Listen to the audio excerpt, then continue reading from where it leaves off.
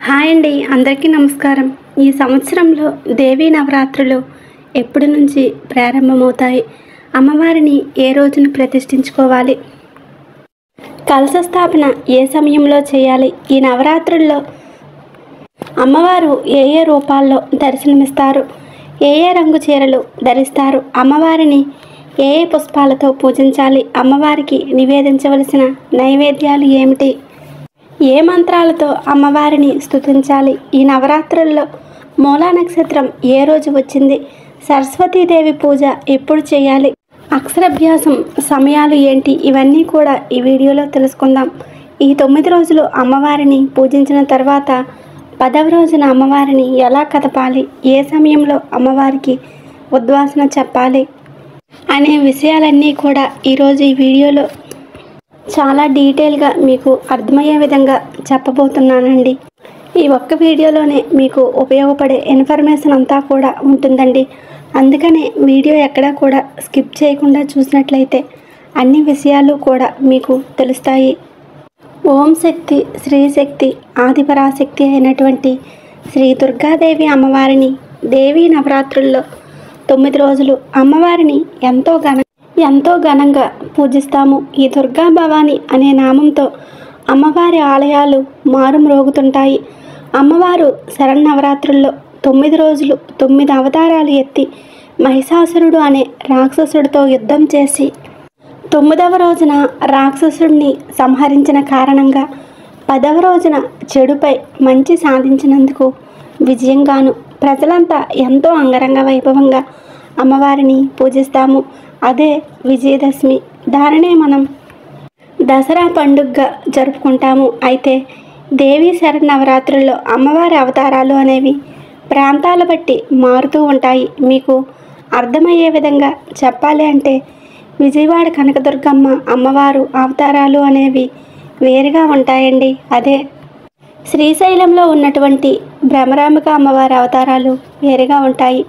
ఈ నవరాత్రుల్లో భ్రమరాంబిక అమ్మవారిని నవదుర్గలుగా పూజిస్తారండి. అయితే మీరు ఏ ప్రాంతానికి దగ్గరగా ఉంటారో ఆయా అమ్మవార్లు అవతారాల బట్టి మీరు ఇంట్లో పూజ చేసుకోవాల్సి ఉంటుంది. ఒకవేళ మీరు విజయవాడకు దగ్గరలో ఉన్నట్లయితే విజయవాడలో ఉన్నటువంటి కనకదుర్గమ్మ అవతారాలకు సంబంధించినటువంటి పూజలైతే చేసుకోవాల్సి ఉంటుంది. అదే మీరు శ్రీశైలానికి దగ్గరగా ఉన్నట్లయితే భ్రమరాంబిక అమ్మవారి అవతారాలకు సంబంధించిన పూజలైతే నిర్వహించుకోవాల్సి ఉంటుంది. మీకు అర్థమైందని అనుకుంటున్నాను. ఇక్కడ విజయవాడలో ఇంద్రకీలాద్రిపై కొలువున్న కనకదుర్గమ్మ అవతారాలకు సంబంధించిన ఇన్ఫర్మేషన్ అయితే షేర్ చేస్తున్నానండి. ఇప్పుడు అమ్మవారు నవరాత్రుల్లో ఏ అవతారాల్లో దర్శనమిస్తారో తెలుసుకుందాం.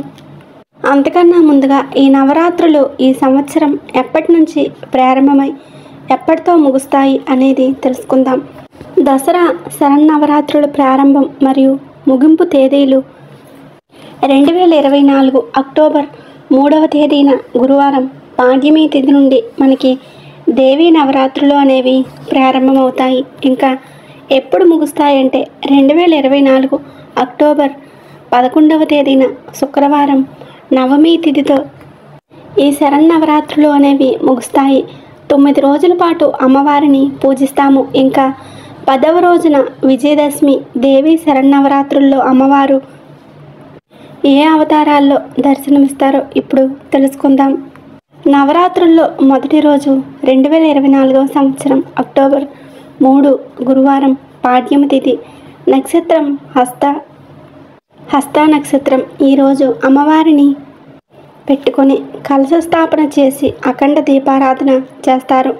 కలశ స్థాపన శుభ సమయం అక్టోబర్ 3వ తేదీన ఉదయం 6:15 నుండి 7:22 మంచి శుభగడియలు ఉన్నాయండి. ఈ సమయంలో కలశ స్థాపన చేసి అమ్మవారి పూజలు ప్రారంభించవచ్చు.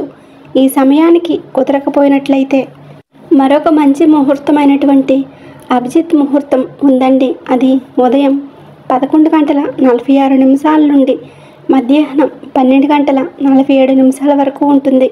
ఈ సమయంలో అయినా సరే అమ్మవారికి పూజలు అనేవి నిర్వహించుకోవచ్చు. ఇంకా ఈ మొదటి రోజు అమ్మవారిని శ్రీ బాలా త్రిపుర సుందరి దేవి రూపంలో దర్శనమిస్తారండి. ఈరోజు అమ్మవారు లేత గులాబీ రంగు చీరను ధరిస్తారు. ఈరోజు అమ్మవారికి ఎర్రని గులాబీ పుష్పాలతో లేదా మందార పుష్పాలతో కానీ తుమ్మి పూలతో కానీ పూజ చేస్తే చాలా మంచిది. ఇక అమ్మవారికి నివేదించవలసిన నైవేద్యం బెల్లం పరమాన్నం. అమ్మవారికి పూజ చేసేటప్పుడు బాల స్తోత్రాలు కానీ అష్టోత్తరాలు కానీ చదువుకుంటే చాలా మంచిది. లేదంటే ఓం శ్రీ బాల త్రిపుర సుందరి దేవి అయి నమః అనే మంత్రాలతో అయినా సరే అమ్మవారిని పూజించవచ్చు. ఈరోజు అమ్మవారిని పూజించడం వలన సంతానం కలుగుతుంది, సద్బుద్ధి కలుగుతుంది, అనుకున్న పనులన్నీ కార్యసిద్ధి జరుగుతాయి. పూజ అయిన అనంతరం ఎవరికైనా ఆడపడుచులకి రెవికల గుడ్డ దానం ఇస్తే చాలా మంచిది. ఇంకా నవరాత్రుల్లో రెండవ రోజు 2024 అక్టోబర్ 4వ తేదీన శుక్రవారం విదియా తిథి, నక్షత్రం చిత్తా నక్షత్రం. ఈ రెండవ రోజున అమ్మవారు శ్రీ గాయత్రీదేవి రూపంలో దర్శనమిస్తారు. అమ్మవారు ఈరోజు నారింజ రంగు చీరను కానీ కనకాంబరం రంగు చీరలో కానీ అమ్మవారు దర్శనమిస్తారండి. ఇంకా అమ్మవారికి ఈ రోజున తామర పువ్వులతో కానీ కలువ పువ్వులతో కానీ పూజించాలి. అమ్మవారికి ఈ రోజున నిమ్మకాయ పులిహోర నైవేద్యంగా నివేదన చేయాలి. పూజలో అమ్మవారి స్తోత్రం గాయత్రి మంత్రం కవచం చదువుకొని అమ్మవారిని పూజిస్తే చాలా మంచిది. ఓం శ్రీ గాయత్రి మాత్రే నమః అనే మంత్రం స్తుతించుకుంటూ కూడా అమ్మవారిని పూజించుకోవచ్చు. అమ్మవారిని పూజించడం వలన మంత్రశక్తి తేజస్సు పెంపొందుతుంది. ఈరోజు ఎవరికైనా ఎర్రటి గాజులు దానం చేస్తే చాలా మంచిది. నవరాత్రుల్లో 3వ రోజు 2024 అక్టోబర్ 5 శనివారం. ఈరోజు అమ్మవారు శ్రీ అన్నపూర్ణాదేవిగా దర్శనమిస్తారు. ఈరోజు గంధం చీరలో దర్శనమిస్తారు. అమ్మవారికి ఈ రోజున మల్లె పువ్వులతో కానీ పొగడ పువ్వులతో కానీ పూజించాలి. అమ్మవారికి ఈ రోజున కొబ్బరి అన్నం లేదా గారెల్ని నైవేద్యంగా నివేదన చేయాలి. ఈరోజు అన్నపూర్ణ అష్టకంతో అమ్మవారిని పూజించాలి.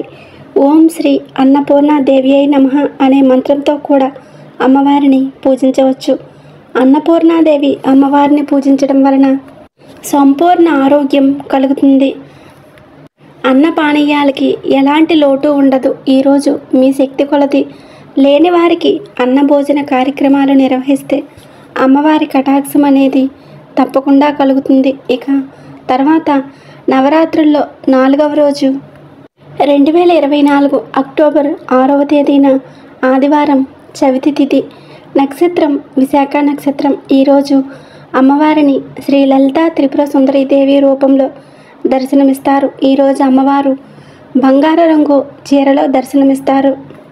అమ్మవారికి కొలువులతో కానీ ఎర్రటి గులాబీలతో కానీ పూజిస్తే చాలా మంచిదండి. ఇంకా అమ్మవారికి నివేదించవలసిన నైవేద్యం చక్కెర పొంగలి. ఈ రోజున అమ్మవారిని శ్రీ లలితా సహస్రనామ స్తోత్రాలతో కానీ లేదంటే ఓం శ్రీ లలితా దేవి అయి నమః అనే మంత్రాలతో కానీ పూజించాలి. అమ్మవారిని ఇలా పూజించడం వలన అఖండ కీర్తి ప్రాప్తిస్తుంది. ఈరోజు ఎవరికైనా సహస్రనామ పుస్తకాలను దానం చేస్తే చాలా మంచిది. ఇంకా నవరాత్రుల్లో 5వ రోజు 2024 అక్టోబర్ 7వ తేదీన సోమవారం పంచమి, నక్షత్రం అనురాధ నక్షత్రం. అమ్మవారు శ్రీ మహాచండి దేవి రూపంలో దర్శనమిస్తారు. అమ్మవారు ఈరోజు పసుపు రంగు చీరలో కానీ బంగారం రంగు చీరలో కానీ ధరిస్తారు. ఈరోజు అమ్మవారిని పసుపు రంగు పుష్పాలతో పూజించాలి. ఇంకా అమ్మవారికి నివేదించవలసిన నైవేద్యం కట్టె పొంగలి లేదా చలిమిడి వడపప్పు నివేదన చేయాలి. అమ్మవారికి పూజ చేసేటప్పుడు మహాచండీ స్తోత్రాలతో కానీ అష్టోత్తరాలతో కానీ లేదా మంగళ చండికా స్తోత్రాలతో కానీ అమ్మవారిని పూజించాలి.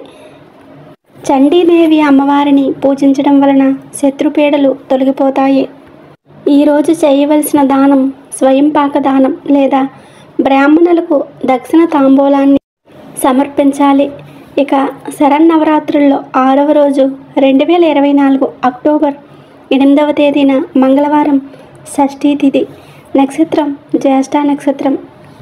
ఈ రోజున అమ్మవారు శ్రీ మహాలక్ష్మీదేవి రూపంలో దర్శనమిస్తారు. అమ్మవారు ఈరోజు గులాబీ రంగు చీరను ధరిస్తారండి. అమ్మవారు ఈ రోజున తామర పుష్పాలు లేదా కలువ పువ్వులతో కానీ గులాబీ పువ్వులతో కానీ అమ్మవారిని పూజించాలి. ఈరోజు అమ్మవారికి నివేదించవలసిన నైవేద్యం క్షీరన్నం, పూర్ణం బూరెలు లేదా రవ్వ కేసరి నైవేద్యంగా నివేదన చేయాలి. అమ్మవారిని లక్ష్మీ స్తోత్రాలతో కానీ అష్టోత్తరాలతో కానీ పూజించాలి. ఓం శ్రీ మహాలక్ష్మీ దేవి అయి నమః అనే మంత్రాలతో కానీ అమ్మవారిని పూజిస్తే చాలా మంచిది. అమ్మవారిని పూజించడం వలన అఖండ ఐశ్వర్య ప్రాప్తి, ధనప్రాప్తి కలుగుతాయి.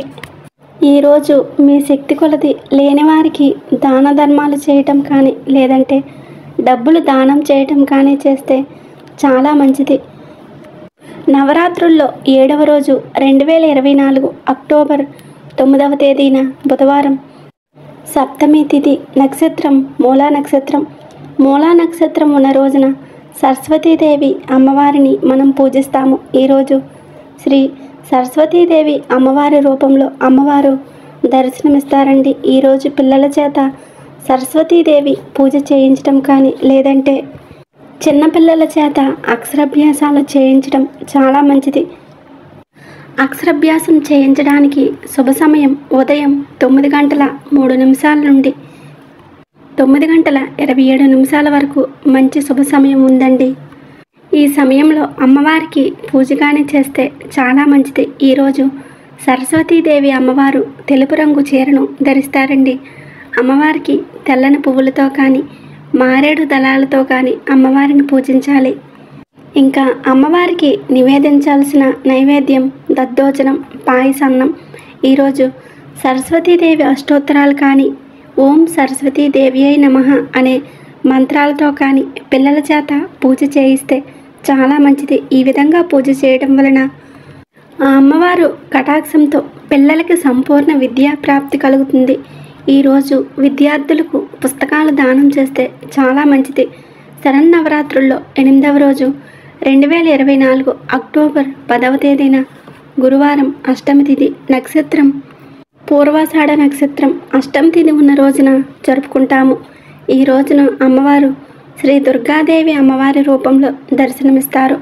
అమ్మవారు ఎరుపు రంగు చీరను ధరిస్తారండి. అలాగే అమ్మవారిని ఈరోజు ఎర్రని పుష్పాలతో పూజించాలి. ఇంకా ఈ రోజున అమ్మవారికి పులగం లేదా కదంబాన్ని ప్రసాదంగా నివేదన చేయాలి. ఈరోజు దుర్గాదేవి స్తోత్రాలు కానీ అష్టోత్తరాలు కానీ చదువుకోవాలి. ఓం దుమ్ దుర్గయ్యై నమః అనే మంత్రాలతో కానీ అమ్మవారిని పూజించాలి. ఈరోజు దుర్గాదేవి అమ్మవారిని పూజించడం వలన శత్రువులపై విజయాలను సాధిస్తారు. ఈరోజు ఎర్రటి చీరని దానంగా ఇస్తే చాలా మంచిది. దసరా నవరాత్రుల్లో 9వ రోజు 2024 అక్టోబర్ 11వ తేదీన శుక్రవారం, నవమి తిథి, ఇంకా నక్షత్రం ఉత్తరాషాఢ నక్షత్రం. నవమి ఉన్న ఈ రోజున మహర్నవమిగా జరుపుకుంటాము. ఈరోజు అమ్మవారు శ్రీ మహిషాసురుని మర్దిన అవతారంలో దర్శనమిస్తారండి. అమ్మవారు కాఫీ రంగు చీరలో కానీ నీలం రంగు చీరలో కానీ ధరిస్తారు. అమ్మవారికి ఈ రోజున కలువ పుష్పాలతో కానీ శంఖం పువ్వులను కానీ సమర్పిస్తూ పూజ చేస్తే చాలా మంచిది. చింతపండు పులిహోర, గారెలు, పానకం, వడపప్పు నివేదన చేయాలి. అమ్మవారిని మహిషాసుర మర్దిని స్తోత్రాలతో కానీ ఓం శ్రీ మహిషాసుర మర్దిని దేవి అయి నమః అనే మంత్రాలతో కానీ అమ్మవారిని పూజించాలి. ఈరోజు అమ్మవారిని పూజించడం వలన ధైర్యం, విజయం కలుగుతుంది. ఈ రోజున బ్రాహ్మణులకి స్వయం పాకదానం చేస్తే చాలా మంచిది. ఈరోజు దేవి శరన్నవరాత్రుల్లో 9 రోజులు 9 అలంకారాల్లో అమ్మవారు దర్శనమైతే ఇస్తారండి. ఇక 10వ రోజే విజయదశమి 2024 అక్టోబర్ 12వ తేదీ శనివారం, దశమి తిథి, నక్షత్రం శ్రవణ నక్షత్రం. ఈ రోజున అమ్మవారు శ్రీ రాజరాజేశ్వరి దేవి రూపంలో దర్శనమిస్తారండి. అమ్మవారు ఆకుపచ్చ చీరను ధరిస్తారు. ఈరోజు అమ్మవారిని పువ్వులతో కానీ వివిధ రకాల సుగంధమైన పుష్పాలతో కానీ అమ్మవారిని పూజించాలి. అమ్మవారికి నివేదించాల్సిన నైవేద్యం శాకాన్నం లేదా మహానైవేద్యం. అంటే ఈ 9 రోజులు మీరు అమ్మవారికి నివేదించిన నైవేద్యాలన్నీ కూడా ఈ 10వ రోజున మళ్ళీ అమ్మవారికి నైవేద్యంగా నివేదన చేస్తారు. అమ్మవారి అష్టకంతో అమ్మవారిని పూజిస్తే చాలా చాలా మంచిదండి. ఓం శ్రీ రాజరాజేశ్వరి మాత్రే నమః అని అనుకుంటూ అమ్మవారిని పూజించవచ్చు. రాజరాజేశ్వరి దేవి అమ్మవారిని పూజించడం వలన శక్తి సౌభాగ్యం కలుగుతాయి. ఈరోజు ఎవరికైనా పూలమాలల్ని దానంగా ఇస్తే అమ్మవారి కటాక్షం వలన మీరు అనుకున్న పనులు వెంటనే జరుగుతాయి. మీరు కోరుకున్న కోరికలన్నీ కూడా నెరవేరుతాయి. ఈ విధంగా అమ్మవారిని 10 రోజులు 10 అలంకరణల్లో దర్శనమిస్తారండి. ఈ 10 రోజులు అమ్మవారిని ఎంతో ఘనంగా పూజ చేసుకున్న తర్వాత అమ్మవారిని ఏ రోజు కదపాలి, అమ్మవారికి ఉద్వాసన ఏ సమయంలో చెప్పాలంటే నవరాత్రులు 9 రోజులు పూర్తి చేసుకున్న తర్వాత 9వ రోజున మంగళవారం కానీ శుక్రవారం కానీ రాకుండా ఉన్నట్లయితే 9వ రోజున అమ్మవారిని కదపొచ్చండి. కానీ మనకి ఈ సంవత్సరం 9వ రోజు శుక్రవారం వచ్చింది. అందుకని ఎట్టి పరిస్థితుల్లో అమ్మవారిని శుక్రవారం కదపకూడదండి. నెక్స్ట్ డే శనివారం 10వ రోజున మాత్రమే అమ్మవారికి ఉద్వాసన అనేది చెప్పాలి. అన్నీ కూడా ఈరోజే కదపాలి. అలాగే అక్కడ అఖండ దీపం పెట్టుకున్నవారు అక్కడ దీపాన్ని కూడా ఈరోజే తీయాలి. అమ్మవారి ఉద్వాసన సమయం 2024 అక్టోబర్ 12వ తేదీన శనివారం ఉదయం మీరు పూజ చేసుకున్న తర్వాత 11 గంటల 15 నిమిషాల నుండి 11 గంటల 48 నిమిషాల లోపు అమ్మవారికి ఉద్వాసన చెప్పి అమ్మవారి పీఠాన్ని తీసేయండి. ఒకవేళ ఉదయం వేళల్లో మీకు కుదరదు అని అనుకునేవారు సాయంత్రం వేళలో అయినా సరే అమ్మవారికి ఉద్వాసన చెప్పొచ్చు. సాయంత్రం వేళ 3 గంటల 19 నిమిషాల నుండి 5 గంటల 11 నిమిషాల లోపు అమ్మవారి పీఠాన్ని కదిలించవచ్చు. నవరాత్రి పూజ చేయవలసిన పువ్వులు కానీ నైవేద్యాలు చేయడం రాకపోయినా మీకు దొరికిన పువ్వులతో అమ్మవారిని పూజించవచ్చండి. అలాగే మీకు ఏవైతే నైవేద్యాలు చేయగలరో ఆ నైవేద్యాలు రోజుకొక నైవేద్యం చేసి అమ్మవారికి నివేదన చేయవచ్చండి. నవరాత్రులకు సంబంధించిన పూర్తి ఇన్ఫర్మేషన్ అయితే నేను షేర్ చేశానండి. ఈ వీడియో మీకు కొంచెమైనా యూస్ అయితే ప్లీజ్ లైక్ చేయండి, షేర్ చేయండి, మన ఛానల్ని సబ్స్క్రైబ్ చేసుకోండి. ఈ వీడియో కానీ మీకు నచ్చినట్లయితే జై దుర్గామాత అని చిన్న కామెంట్ అయితే చేయండి. వీడియో పూర్తిగా చూసినందుకు ధన్యవాదాలు.